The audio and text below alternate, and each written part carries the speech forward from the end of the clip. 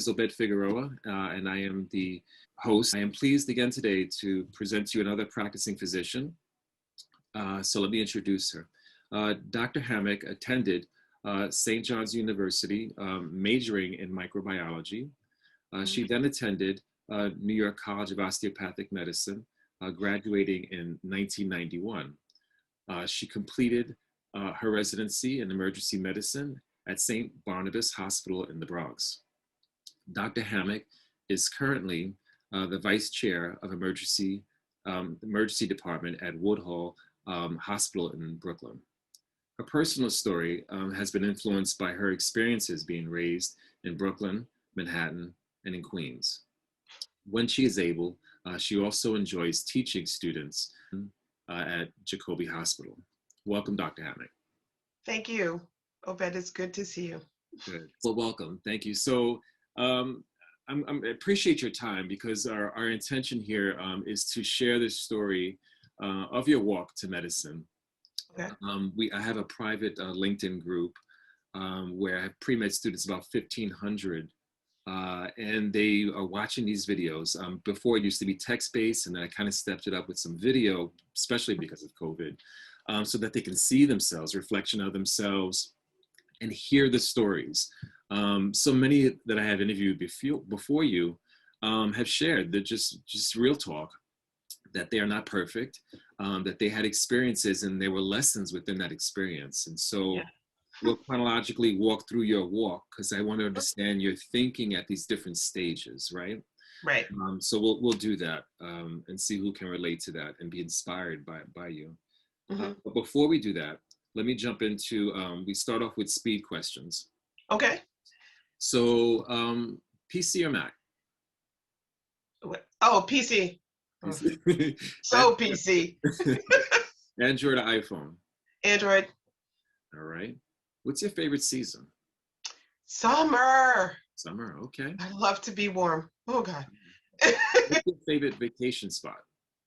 I'm a toss-up. I love green and I love mountains, but I also love getting into the Caribbean Ocean very much. Love to be warm. Cool. Very important. So we're gonna move on to food. What's your favorite restaurant, if you have one? Ooh. Depends on the food. My favorite Italian is this place called Il Villaggio in Malvern. Oh my God. And my favorite Korean is, I don't know the name of it, but it's on Roosevelt and, can't think of the cross street, 153rd, maybe? It's a hole in a wall, but the food is so good. And they never give us agita because we're Black. So when we walk in, they're like, hey, you know what you want, right? So I love it. I love it. Since you're a New Yorker, I never asked this question of anyone else. New Yorker, I'm going to ask you, in Harlem, what's your favorite restaurant? Ooh. God. Has it been a while? Has it been a while? It's been a while. There is one on Adam Clayton Powell. It's on the corner. Is it called the corner? Yeah, I know what you're talking. Yeah. I can't, it's like 124th?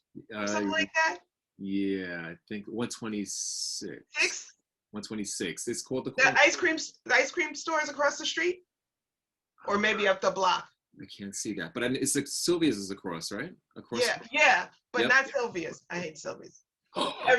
Sorry. Sorry, but it's not my favorite. Neither is Red Rooster. This other place, though.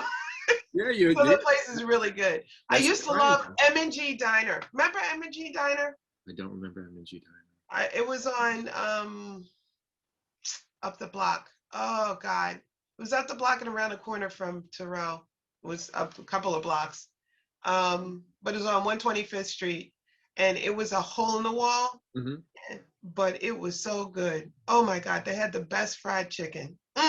Yeah, so the corner is pretty new relatively in terms of the history of Harlem. But yes, it is relatively new. Yeah, but the food is good. Yeah. It is really good there. And they have great drinks. Yeah, I've been there a couple of times, and then the Yeah. music is kicking. Yeah. Yeah. That's the truth. That's what got me in the first place. Nothing I was walking past and heard the music and went in. Yeah, I Love that think they place. know that too. Yeah. So is there a food, if you think of food in this way, that when you, food or dessert, that after you eat it, you feel a little guilty? When you eat a lot of it. When you eat a lot of it. Oh, a lot of it. I'm not. No, not really. Yeah? I don't feel guilty about anything I eat. Not at all. Okay, that's true. It's worth me eating. Okay, that's truth. Do you have a favorite TV show? Oh my God. There's so many, but probably the one that I love the most is so crazy. Monty Python's Flying Circus. I love comedy. I love comedy. Gotcha. And I think because what I do is so depressing sometimes that I love to escape. And it's really silly. And I love English comedy because I got issues. But I get you. What about your favorite movie? My favorite movie of all time, It's a Wonderful Life. Yeah, that's an annual. It's my favorite of all time. It's what I really believe people could be. I really believe people have that ability to make changes in other people's lives and not even know it, not even know how important they are. I just got to chill just thinking of you saying that. That was beautifully said. Thank you. That's yeah. When you reflect to that movie, yeah. Yeah. Let's give you that feeling. Yeah. And so, do you have a favorite sport? Football, track and field. I'm a little both. All right. Favorite music genre? Jazz. All right. Is my favorite right now. I was a big, as a kid, a rock person, and then I went from rock to kind of alternative, and went from alternative to classical, went from classical to jazz. Interesting. Yeah, don't know how I did that. But now I'm jazz. Got you. So do you have a favorite book?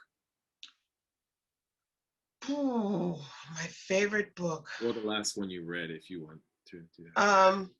I'm also a little bit of a horror freak. So I love Stephen King. And my favorite book of his is The Stand. Okay. And it's all about good versus evil. You said The Stand? The Stand, yeah. Oh, so that's it actually starts off with a virus that kills most of the people in the country. And then good versus evil. Yeah. So they made a TV show out of it. It was terrible, but the book is awesome. Oh, well, the book is always better. But yeah. Yeah. So since I didn't read the book, I definitely saw the show, and it captured me after like the first couple of episodes. Yeah. I was hooked. So the book, yeah. Oh, maybe I should do that. Yeah. I think you'd enjoy it. Yeah. Don't read it in the summer though. It freaks you out. You have a favorite car? Well, I guess my car. I have a Subaru Crosstrek, but it's manual transmission because I love to drive. I love to shift gears. So I drive a manual transmission. Gotcha. Yeah, those are good cars, reliable. Yeah. Oh my gosh, I love it. Yeah. So do you have, when you think of high school, do you have a favorite teacher that stands out to you? So I went to Catholic school. So you get a little bit of, you get middle school, elementary school, middle school, and a little bit of high school. So my favorite teacher was Mrs. Yard. Okay. She was my science teacher. She had been a ballet dancer when she was younger, and she carried herself beautifully. Like she always looked like she was posing for a cameo. Wow. She was beautiful. I can imagine. She was beautiful. I'm imagining. And she's the one who like kind of pushed me more into learning about science. Gotcha. When you think of your undergrad, is there anyone that stands out, any professor? Oh yeah. Dr. Pisano. He was hilarious. He taught me microbiology, and he used to call me Hammock, that swinging chick. I just love that guy. I did microbiology 1 and 2 and advanced something with him, and he was just amazing. He helped me realize that I actually thought about doing microbiology for a little bit, and just not going to medical school at all. Got you. All righty. So yeah, and we're going to dive into microbiome because I'm like, when I saw that, I was like, oh, that was your choice for undergrad. Oof. Yeah. All right. Yeah. That ain't soft. So, all right. So thank you so much for sharing that. So let's do the dive. If you could take us back to high school, and let me know at that point, at that stage, were you considering the sciences, and how was your high school experience? So I'm weird. I was thinking about medicine from the time I could start reading. Ooh. So my parents, my mom had a group of medical encyclopedias. I don't know why, but she did. And I used to read those books when I was like 5, 6, 7. I read those books. I would diagnose people all the time. It was a little weird. And I just always, as a matter of fact, a side note, a side story, I was not allowed to go to parties when I was 7, I think, because 2 kids were talking about sex, and I had read about the mechanics of sex. Get out. So I sat all the kids down and said, if you think this is sex, let me tell you what it actually is. And I described it in detail. Get out. And when one of the mothers walked in the room and realized I was talking about sex to these kids who were 6, 7, 8 years old. And they asked my mom not to ask me to come back again. So that, but my mom didn't, my mom and my dad never squelched it. They never squelched it. They just kept it going. They were like, yeah, she's going to be a doctor. Yeah. Wow. In high school, I thought I was going to go to medical school. I was okay. I was really good with talking, and I was really good with writing. But the regular biology, I blew up. I destroyed. I ate it and, vomited back on every test. I was fine. Chemistry, physics, I wasn't really excited about either of those. But I loved biology, loved it. I loved how the human body worked. It fascinated me. How you see, how you hear, how you talk, how you think, moving, bones, muscles, everything excited me. And seeing people, I would watch people, how they walked, how they moved their head, how they spoke, how they looked. I was fascinated by people. And I still remain that way. I'm fascinated by them. In high school, they told me, you're a real smart kid. However, you should think about being a medical illustrator. And I said, okay. And what does that mean? What is that? Well, so I think what happened is I actually knew about a very popular and well-known illustrator, Frank Netter, because I looked at medical books all the time. I took medical books out of the library. It was a little weird. And I was fascinated by the human body and how things moved and stuff. And my counselor told me I should be a medical illustrator like Frank Netter. And I was like, yeah, no, that's not what I'm feeling. Right. When I got to college at St. John's, you only had a few things you could go into. And general biology was mostly for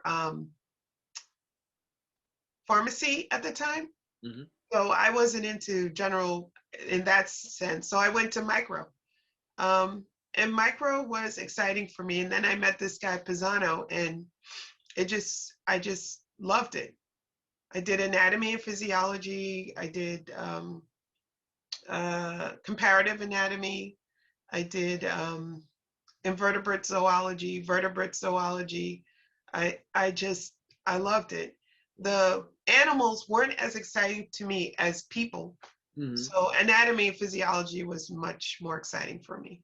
So let me ask you, so preparing to apply to undergrad, were you the first in your family to go to college or no?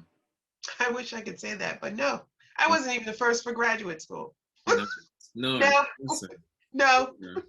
Yeah, we had, by the time I graduated medical school, we had at least 3 doctors and 8 attorneys in my family. Beautiful. Yeah. Oh, wow. Yeah. That's so like, nice. Yeah, it was like pretty much I actually worked for a year. I worked for a year. And because I was like, maybe this medical school is too much work. And then I was bored out of my tears. I was like, this is work. This is the most boring thing I've ever done in my entire life. Mm-hmm. So I was like, I'm going back to medical school. And I got in. Got you. So hold on. So, considering going to undergrad, you had a wealth of people that you could, connect with and give you mentorship to get into undergrad. So you get into undergrad and you make this choice for microbiome and you love it. Would you say getting into your undergrad, how prepared were you to manage the studies? And did you have challenges at that level? Oh, yeah.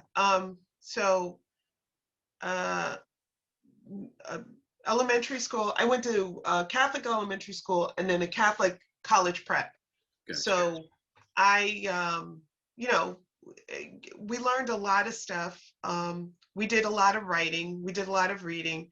When I got to college, I was like, I'm tired. So I kind of skated my first year, and it's pretty obvious. It was terrible. Gotcha. It was terrible. And I think I had a sort of come to Jesus moment when I had to go to a doctor's office, and he was asking me some questions, and I said to myself, if he can do this, why can't I do it? Because he just sounds dumb. He just didn't sound like he knew what he was doing or was happy with what he was doing. And I can't even remember what was wrong with me, but I had that feeling that he doesn't even want to do this. And I really want to do it. Yeah. So how much different can I be? And then I just redoubled my efforts. I was like, I'm going to go to medical school. No matter what I do, I'm going to go to medical school. It might take me a little longer, but I'm going to get to it. So that's what I did. But it was that moment in that doctor's office where I was like, what is he doing? Why are you doing this? Got you. And that's what got me going.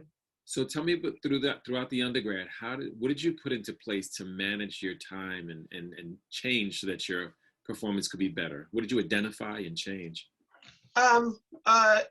First, I identified that I needed to kind of make a schedule for myself.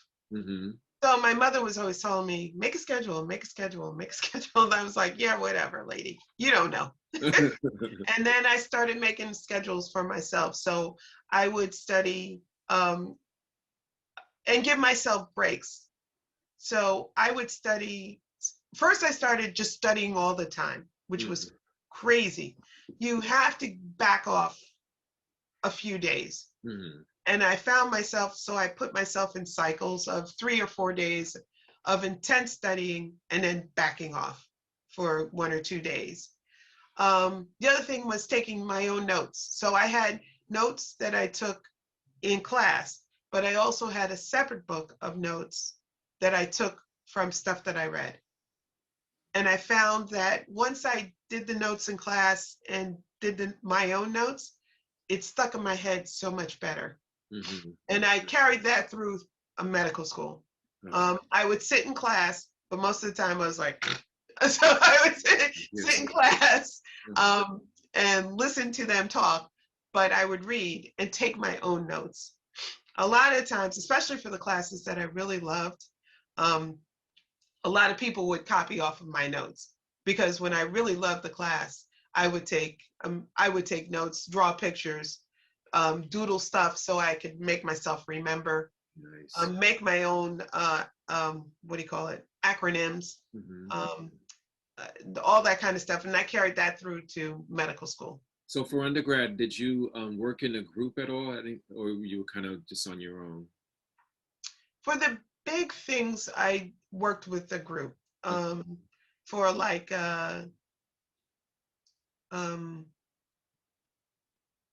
what was I thinking? Now I'm getting medical school in. So I'm trying to go backwards. Okay, so for things like for general chemistry, we studied together, and some of the labs we studied together. But for the most part, I did a lot of it on my own. Or very few people. I didn't do a bunch of people. In medical school, I got better versed in doing it with a group. So it was much better in medical school. There were 10 people. We worked together, and when we worked together, I could tell the difference in my score. So when you were preparing for the MCAT, how did you do that, and did you take it more than once? I definitely took it more than once. The first time I took it like I was studying, but I wasn't studying. So I took it kind of cold. I think I took it 2 more times.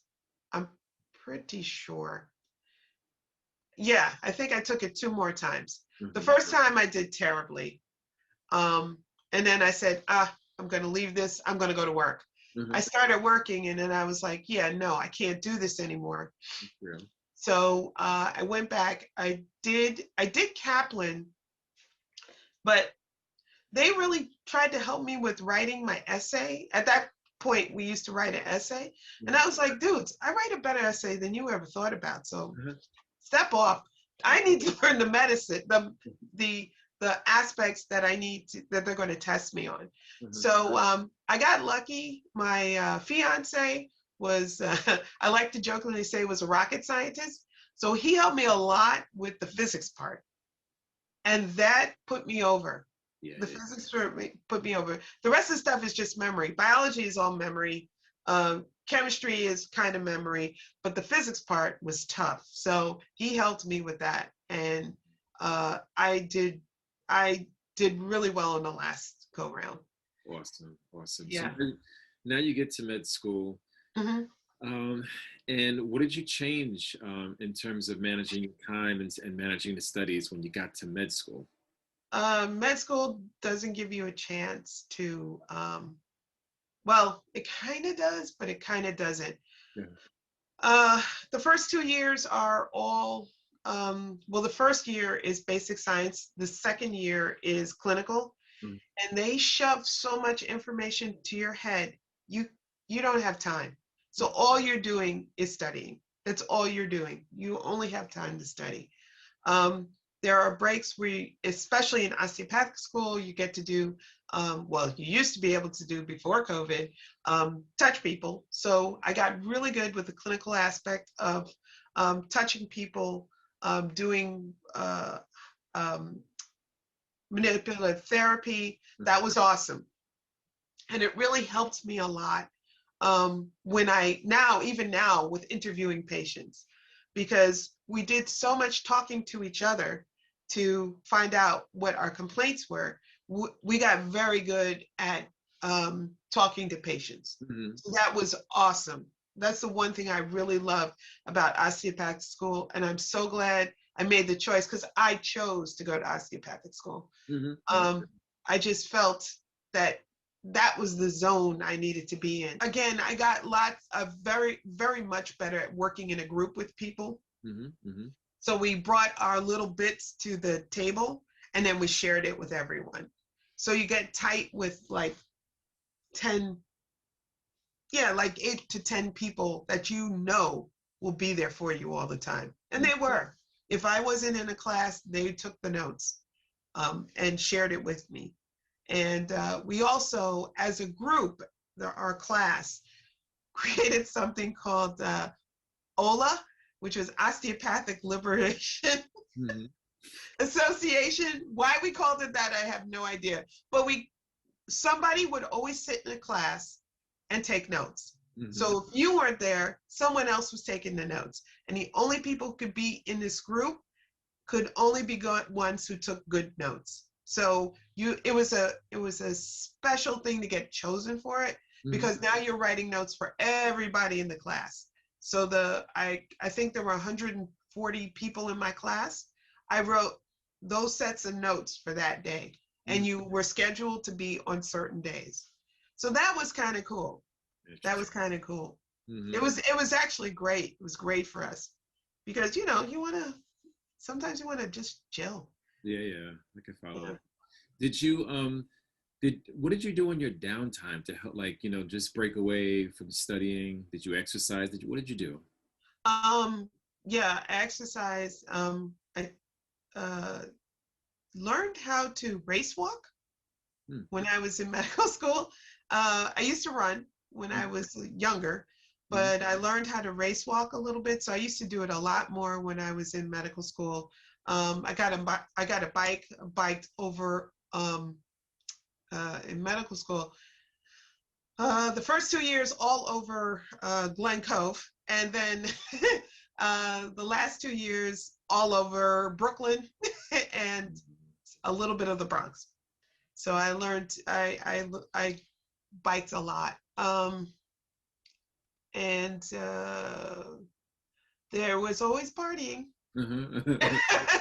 There was always running into Manhattan to go to a club. So I did that a lot, especially after a shift. Yeah. After a call, go home, take a shower, get up, go to the club. Not right. But it was fun. It was fun. I ran a little bit. It was fun. Now, thank you so much. You shared so much about you. Could you give me a day in the life for you now that you're now I'm more administrative. I only work 2 shifts a week. And those are more fun for me, because I really love practicing emergency medicine. It is so much fun for me. I love when things go badly, and I love to correct them. And I love when people think things are bad and I can make them feel better. And I love directing people in the right direction. And now I'm more about, so one of the bad things I found about medicine is that we teach students to be paternal. Like, you're a bad patient because you don't do your stuff. And I feel bad about this, Obed, but I'm going to admit it here. Up until about maybe 8 or 10 years ago, I was one of those physicians who were like, why don't you take your blood pressure medication? What is wrong with you? Why don't you stop eating that bad food? What is wrong with you? And then one day I was driving down the street. I can't even remember where, probably Queens, but I was driving down the street and I looked at the stores and I said to myself, what the heck am I saying? There are people who just do not have an outlet. They don't have a Whole Foods to get to and can't get to Whole Foods. They can't get their medications because they're trying to decide, should I eat, feed my kids, put gas in the car so I can go to work? And it just, all of a sudden, everything just hit me. That what I do is try to save people and get them the best care that I can, even though sometimes it is frustrating. Sometimes I'm the only person that's open and they finally got a day off, and yeah, they have to come to me at 3 o'clock in the morning. That's what it is. So just try to always do my best job, all hours of the day. I don't know how I got to there, but anyway, typical day is I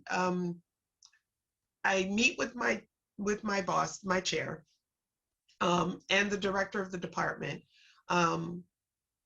We do meetings most of the days.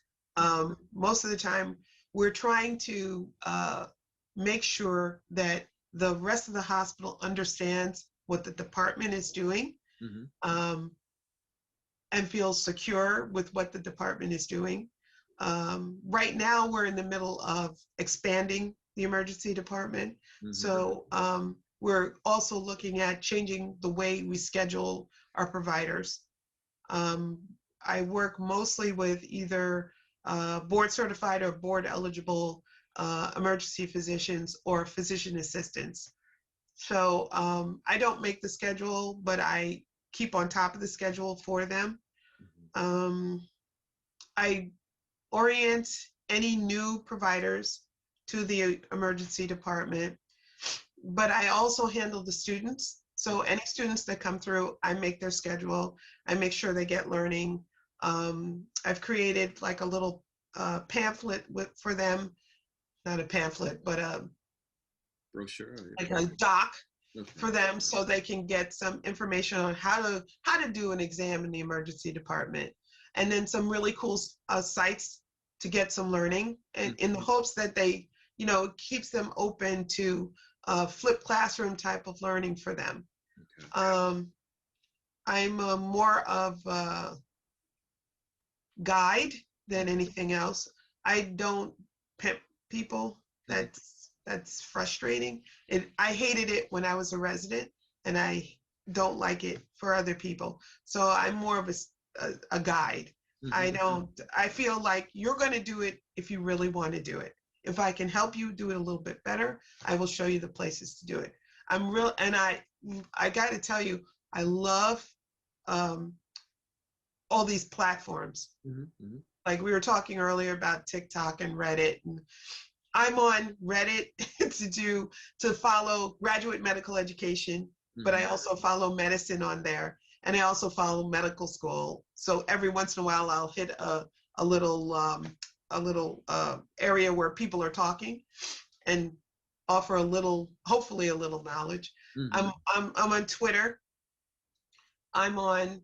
I was on TikTok, but I had to go off because I was going into TikTok holes. It was crazy. I was like on TikTok for 6 hours. But I'm on Reddit, I'm on Twitter, I'm on, God, what else am I on? Those are two big ones right now that I love them. I love them. You mentioned that you do did I hear you correctly, 2 shifts? Yeah.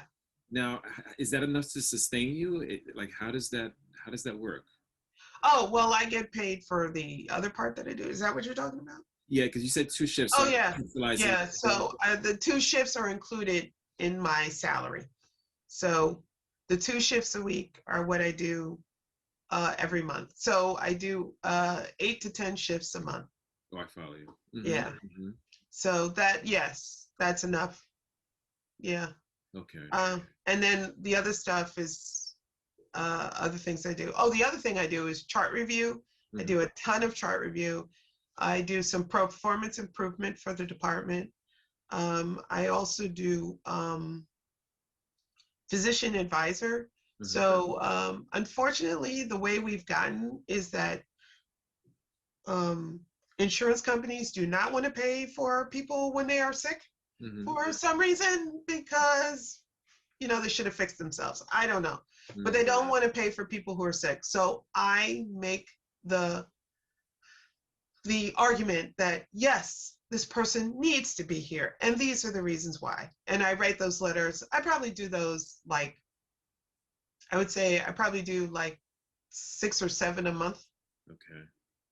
Because they really, I don't, insurance stinks. And that's the other thing I'm learning.